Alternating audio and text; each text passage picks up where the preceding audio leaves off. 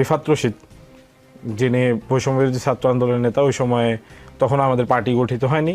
সে সময় তারা হয়তো কোনো একটা পার্টি করার জন্য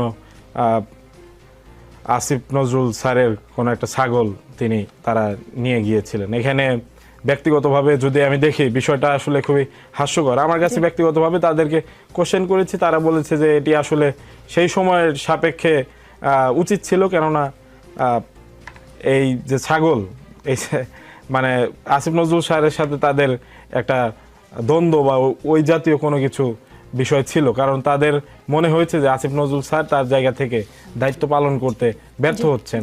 তারা কোশ্চেন করেছেন, উত্তর পাননি, এবং তাদের কাছে মনে হয়েছে যে স্যারের আমরা একটা কি বলে যে স্যারকে আমরা বার্তা দেব। তো পরবর্তীতে কিন্তু তারা ছাগল আরেকটি কিনে দিয়েছেন, কিন্তু স্যার নেননি। তো বিষয়টি এরকম।